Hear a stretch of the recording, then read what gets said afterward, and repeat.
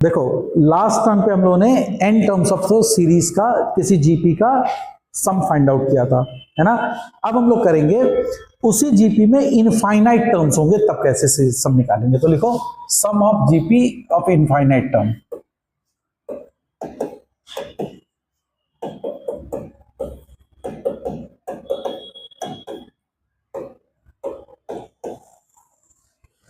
Infinite terms. अब देखो जैसे है s is equal to a plus a r plus a r square plus up to infinity terms. अब इसमें number of terms infinite है ना। अब इसका हमको सम निकालना। अब देखो बहुत कॉमन सा समझना, पहले बात को समझो।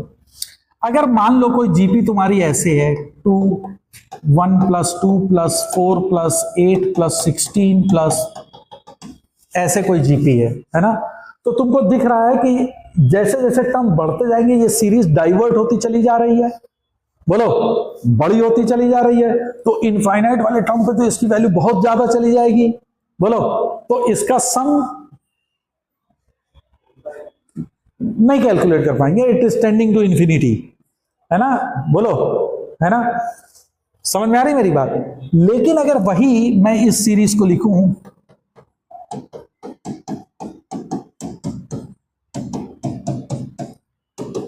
तो तुम्हें दिख रहा है कि ये जो वैल्यू है ये धीरे धीरे धीरे धीरे कन्वर्ट होती चली जा रही है, श्रिंक करती जा रही है ना।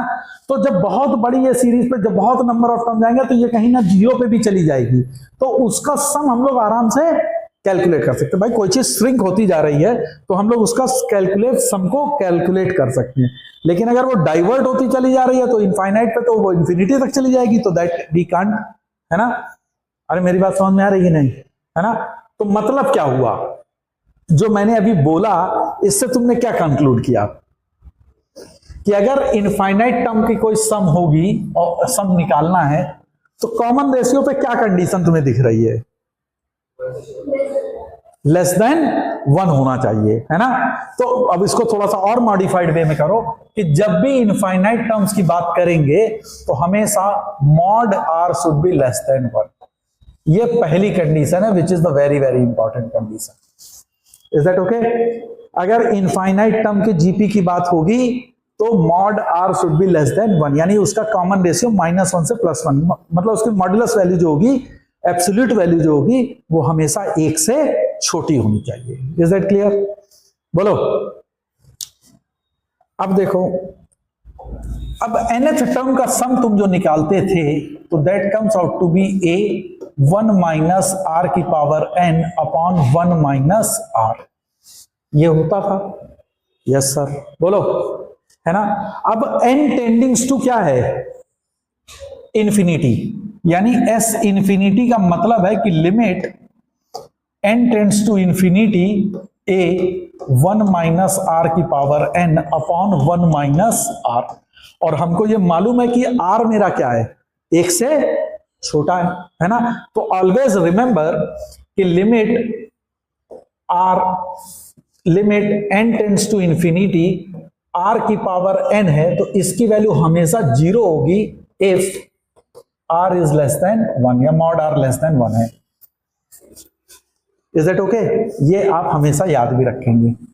अब ऐसे ही समझ लो ना, जैसे वो 1/2 की पावर इंफिनिटी n, मान लो r 1/2 है और इस पे limit n tends to infinity लगा दो, तो देखो n की वैल्यू जब तुम 10 रखोगे तो 1/1024, n की वैल्यू 20 40 रखोगे तो ये वैल्यू कितनी छोटी होती जाएगी। n की वैल्यू 100 और भी छोटी हो गई, ऐसे n की वैल्यू 5000 कितनी छोटी होती जाएगी। यस और नो। तो ये जब इंफिनिटी पे जाएगी तो ये वैल्यू टेंडिंग टू क्या हो जाएगी, 0। तो अगर ये टेंडिंग टू 0 है तो ये वैल्यू क्या हो जाएगी, 0। तो ये वैल्यू कैलकुलेट करके कितनी आ जाएगी,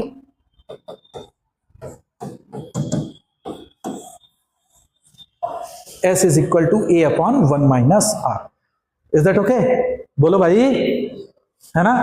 तो अगर इनफाइनाइट टर्म के जीपी के सम की बात करता है तो उसका फार्मूला होता है s infinity is equal to a upon 1 minus r, where what is a,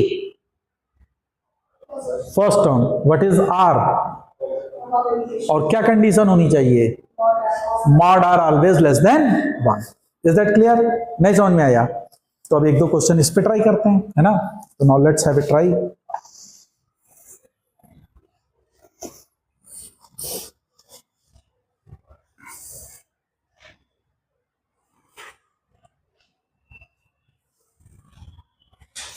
आपसे कहता है कि find the sum of 1/2 plus 1/3 का स्क्वायर प्लस 1/2 का स्क्वायर प्लस 1/3 का क्यूब प्लस 1/2 क्यूब प्लस 1/3 की power 4 plus up to infinite terms.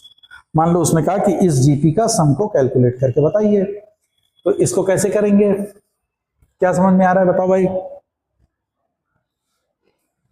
इस series का सम आपको निकालना है ना। तो देखो इसको मैं दो सीरीज में स्प्लिट कर रहा हूं, 1/2 plus 1/2 square plus 1/2 cube plus and so on plus 1/3 square plus 1/3 cube plus 1/3 की power 4 plus and so on. दोनों इनफाइनाइट टर्म्स होंगे, बोलो भाई। ये भी इन्फिनिट टर्म होगा और ये भी इनफाइनाइट टर्म्स होगा, होगा कि नहीं होगा। ये एक जीपी है, इसका फर्स्ट टर्म क्या है, इसका कॉमन रेशियो क्या है, इस जीपी का फर्स्ट टर्म क्या है, कॉमन रेशियो क्या है, और दोनों की वैल्यू देखो, आर की वैल्यू 1 से छोटी है, फॉर्मूला लगा दो। तो एस की वैल्यू क्या होगी, a/1 minus r plus a/1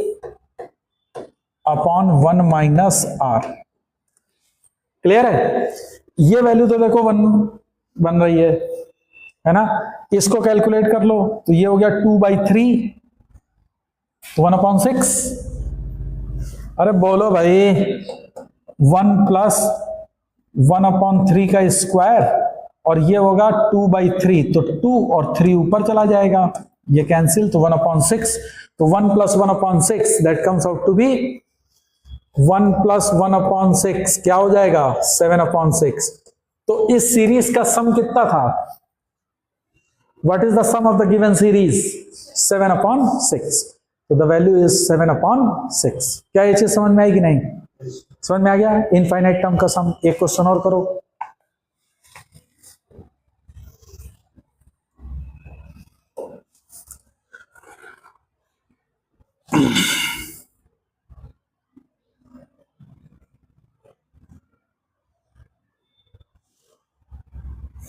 given है क्वेश्चन में कि किसी जीपी के इनफाइनाइट टर्म का सम जो है वो 20 है and sum of their squares, sum of their squares, उनके स्क्वायर्स का सम जो है वो 100 है। तो कॉमन रेशियो उस जीपी का बताना है, ठीक है। तो अब जरा देखो कैसे करेंगे। तो अब सबसे पहले काम क्या है, हमको तो जीपी के बारे में कुछ भी मालूम नहीं है। तो जब अगर नहीं मालूम है तो हम क्या एज्यूम करेंगे, और first term and common ratio. GP में हमको क्या रिक्वायर्ड है, first term and common ratio. तो हमने मान लिया कि फर्स्ट टर्म है ए, कॉमन रेशियो है आर। तो वो जीपी क्या होगी, बोलो जीपी क्या होगी, a plus a r plus a r square plus and so on, है ना। और अच्छा चूंकि इनफाइनाइट की बात चल रही है तो आर का पे क्या कंडीशन होगी, मॉड आर की वैल्यू 1 से छोटी होगी। क्लियर है, बोलो। तो अब according to question S infinity तुमको दिया है इस जीपी का सम, तो क्या हो जाएगा 20 is equal to a/1 minus r. क्या मैं फर्स्ट इक्वेशन लिख सकता हूं, हाँ। फिर उसने कहा सम ऑफ देयर स्क्वायर्स, तो जरा इनके टर्म्स का स्क्वायर करो तो नई जीपी बताओ क्या बनेगी, a square plus a square r square plus a square r की पावर 4। क्या क्या बोल रहे हो, उनका स्क्वायर, किसका स्क्वायर, हर टर्म का स्क्वायर, है ना। तो हर टर्म का स्क्वायर करोगे तो ए का स्क्वायर ए आर का square a square r square, a r square क्या होगा, ए स्क्वायर आर की power 4 plus and so on. Infinite तक। इसका फर्स्ट टर्म क्या है? A square. इसका कॉमन रेशियो क्या है? R square. तो क्या मैं इसको लिख सकता हूं कि a square upon 1 minus r square, this comes out to be 100। क्या ये सेकंड इक्वेशन हो सकती है? यस सर, हो सकती है ना। अब इन दोनों इक्वेशन को तुम्हें सॉल्व करना है। किसको एलिमिनेट करना है? ए को एलिमिनेट कर लें। तो इसको स्क्वायर कर लो। तो देखो 400 इंटू 1 माइनस आर का whole square is a square, और ये ए स्क्वायर किसके बराबर है? 100 इंटू 1 माइनस आर स्क्वायर। बोलो क्लियर है? तो अब मैं इसको लिख सकता हूं 400 इंटू 1 माइनस आर का square is equal to 100 into 1 minus r square. This goes out 4, है ना। अब जरा गौर करना, 1 माइनस आर का स्क्वायर को मैं लिख रहा हूं 1 माइनस आर का होल स्क्वायर। इसके फैक्टर कर दो, 1 माइनस आर 1 प्लस आर। अच्छा, क्या आर की वैल्यू 1 हो सकती है?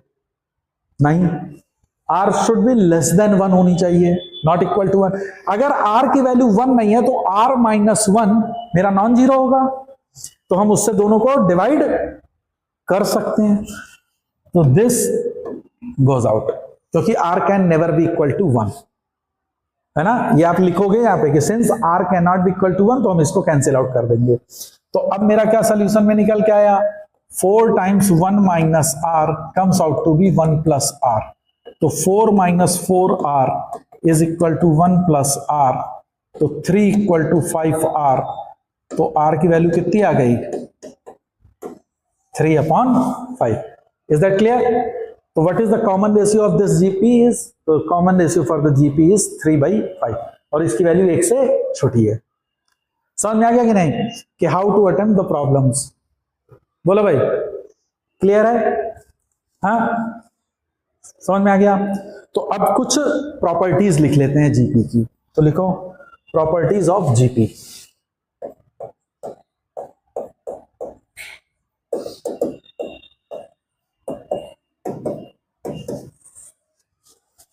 अब देखो, मान लो कि कोई जीपी तुमको गिवन है, वो जीपी है ए r square, a r cube, A r की पावर n-2, ए आर की power n-1।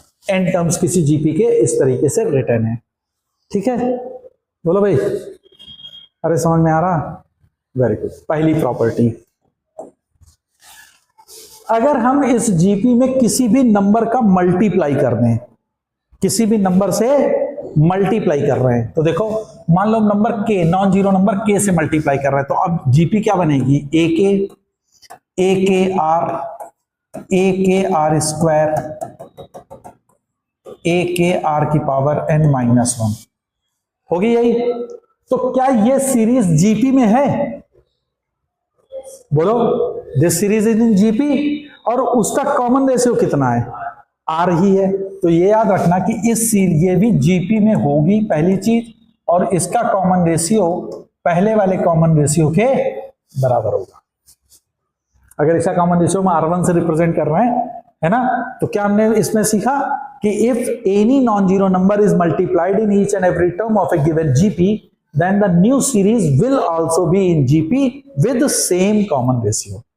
Is that clear? Second part, अब मान लो इसी जो गिवन GP है, इसमें हम किसी नंबर k से डिवाइड कर रहे हैं। Obviously k is a non zero number, तो वो क्या बन जाएगा? a upon k r square and so on, a upon k r की पावर n-1। तो क्या ये सीरीज जीपी में है? यस। इसका कॉमन रेशियो फिर सेम आ गया, है ना। तो अगर हम किसी नंबर से मल्टीप्लाई या डिवाइड करते हैं, तो जो नई सीरीज बनेगी वो भी जीपी में होगी with the same common ratio, subjected to condition there k should not be equal to 0। तो यहां पे आप लिख सकते हैं कि के जो होगा वो नॉन जीरो होना चाहिए। मैं बोल भी रहा हूं कि के is non zero number, okay. अच्छा, आप जरा देखो, अगर सपोज कर लो कि मैं कोई नंबर को each and every terms of a GP में ऐड कर रहा हूं, now I am going to add, तो a plus k, a r plus k, a r square plus k, a r की power n minus 1 plus k. तो क्या अब अगर हमने किसी नंबर, नॉन जीरो नंबर को ऐड किया है तो क्या नई सीरीज जीपी में है? Does this numbers are in GP? अब देखो, दिस अपॉन दिस करोगे कुछ अलग आ रहा है, ये इसको इससे अपॉन करोगे तो कॉमन रेशियोज डिफरेंट होते जा रहे हैं, है ना। तो this will not be in GP, और अगर जीपी में नहीं है तो इसका कॉमन रेशियो नहीं होगा। तो अगर सेम नंबर ऐड कर रहे हैं तो अगर के निगेटिव हो गया तो सेम नंबर को सब्ट्रैक्ट कर रहे हैं। बोलो, अगर के पॉजिटिव है तो एडिशन हो रहा है, के निगेटिव हो गया तो सब्ट्रैक्शन हो गया। तो हम दूसरे इसको एक्सप्लेन कर सकते हैं कि if the same number is either added or subtracted from each and every term of a GP, then the new series will not be in GP. बोलो भाई, क्लियर है? अच्छा, अगर मैं मान लो किसी जीपी के, गिवन जीपी है और इसमें के पावर ले रहा हूं, कौन सी पावर?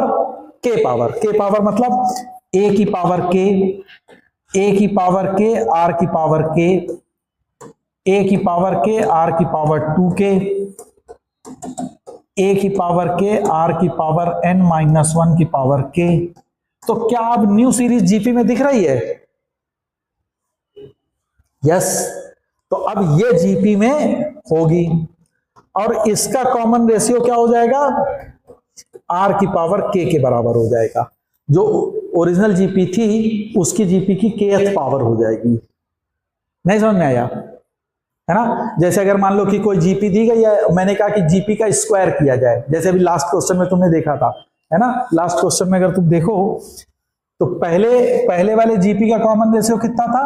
आर। जब सीरीज को स्क्वायर किया तो ऑब्वियसली अब इसका क्या हो जाएगा? Common ratio r square. तो कॉमन रेशियो उसका क्या था? आर स्क्वायर, है ना। तो ये याद रखना है। Is that okay?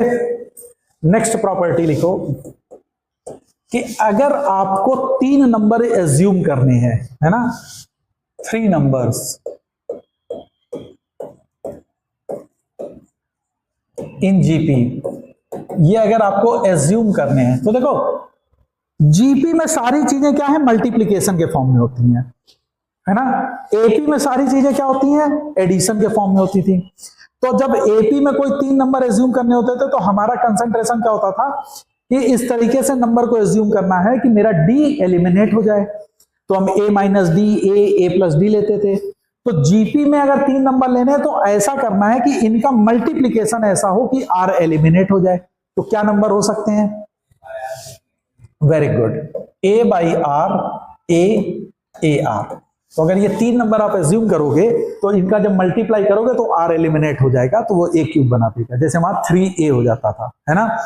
ऐसे ही अगर मान लो तुमको कोई 4 नंबर एज्यूम करने हो तो क्या हो जाएगा? A by r cube, a by r, a r cube. Is that okay? तो इसका कॉमन रेशियो क्या हो गया इस जीपी का? R square. Common ratio is r square, first term a by r cube. नहीं समझ में आया? कोई भी 4 नंबर अगर एज्यूम करने हैं तो। अच्छा, 7 कह रहे हैं, 5 नंबर अगर तुमको एज्यूम करने हो, अब तो बता दोगे, जल्दी बताओ जल्दी बताओ। A by r square, a by r, a r square, ठीक है ना। तो 5 नंबर से जीपी, इससे ज्यादा तुमको आएगा नहीं। 5 नंबर अगर एज्यूम करने, वैसे मोस्ट प्रोबेबली 3 नंबर पे ज्यादा नहीं देते हैं, तो आप जीपी में एज्यूम कर सकते हो कोई भी 5 नंबर को। क्लियर है? अच्छा, नेक्स्ट देखो। अब जरा देखो, तुमने देखा था जब हम लोग एपी पढ़ रहे थे तो फर्स्ट टर्म और लास्ट टर्म इनका सम क्या था? सेम था। बोलो भाई। जीपी में जरा देखो, फर्स्ट टर्म और लास्ट टर्म इनका प्रोडक्ट अगर तुम करो, क्या आ रहा है? ए स्क्वायर आर की power n minus 1। Is that okay? देखो प्रोडक्ट क्या आ रहा है, मैं यहां लिख रहा हूं, what is product? A square r की पावर n माइनस 1। ये किसका प्रोडक्ट है? First and last. अच्छा, सेकंड एंड सेकंड लास्ट का प्रोडक्ट करो जरा, आर की पावर एन माइनस वन। अरे बोलो भाई, ए स्क्वायर आर की पावर, अरे भैया ये second and second from the end दोनों का प्रोडक्ट करो, ए स्क्वायर आर की पावर एन माइनस वन, हाँ या ना। तो अब हमने इससे क्या सीखा कि product of equi distance term from start and and is always same. तो लिख लो, किसी भी जीपी में प्रोडक्ट ऑफ, समझ में आ रही बात, product of equi distance term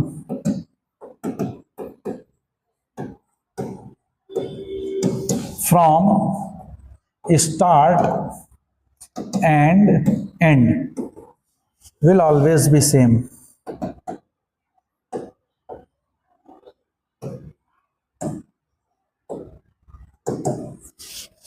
है ना, बोलो, हो जाएगा।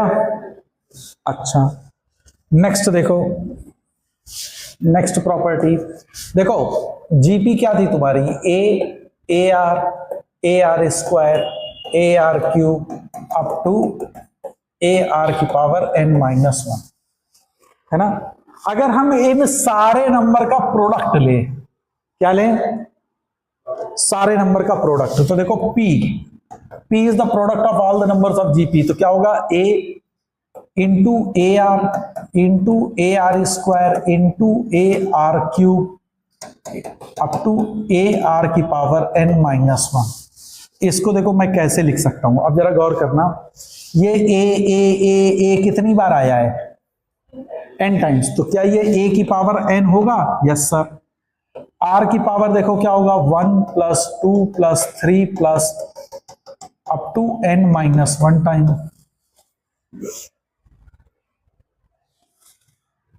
बोलो, हो जाएगा। ये कितने टर्म्स हैं, ये कितने टर्म्स हैं, हाँ?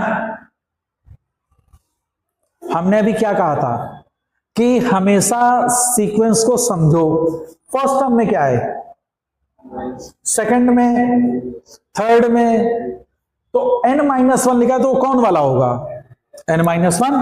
तो दिस इज टोटल कितने टर्म्स हैं, n माइनस वन टर्म्स। अरे नहीं समझ में आया। और ये क्या बना रही है, एपी, अरे एपी नहीं है, इस एपी का फर्स्ट टर्म क्या है, कॉमन रेशियो, कॉमन डिफरेंस 1। तो इसका अगर तुमको सम निकालना है तो this some is n minus one upon to A is 1 plus n minus one into D is 1। बोलो,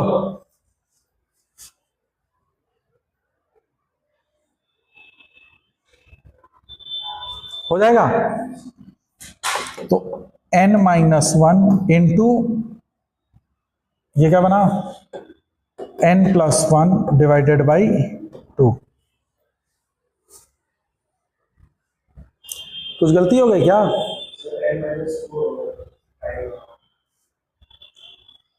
n माइनस, हाँ वही मैं कहूँ, कुछ गलती हो रही, n माइनस टू, क्योंकि n माइनस वन होगा ना, तो ये 2 से 2 कैंसिल हो जाएगा, तो this comes out to be n minus one upon two, this is n minus one upon two. Okay, तो देखो जरा p क्या आया, a की पावर n, r की power n minus one upon two. तो ये है सारे नंबर का प्रोडक्ट। अब जरा देखो इसको मैं कैसे लिख रहा हूं, इस प्रोडक्ट को समझो। तो प्रोडक्ट इज इक्वल टू, इसको मैं देखो कैसे लिख सकता हूं, a r की power n minus one upon to इस पूरे की पावर n।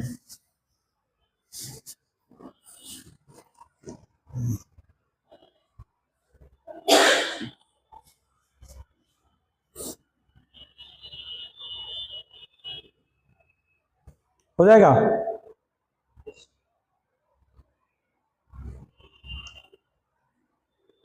है ना। तो सारे नंबर का प्रोडक्ट आप निकाल सकते हैं कि product of all the numbers of a GP comes out to be a की पावर n, r की power n minus one upon. Clear है, बोलो, है ना। तो अब 1-2 क्वेश्चन इस पे सॉल्व करते हैं हम लोग।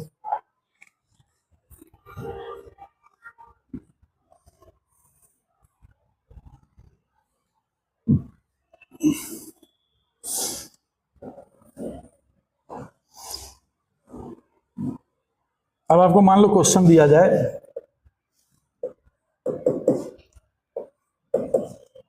एस अप टू इंफिनिटी निकालना है, √2 + 1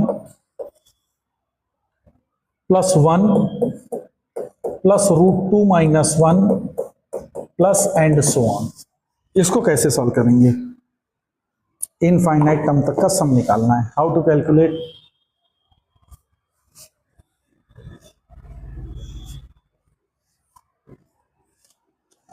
अब जरा देखो, गौर करो,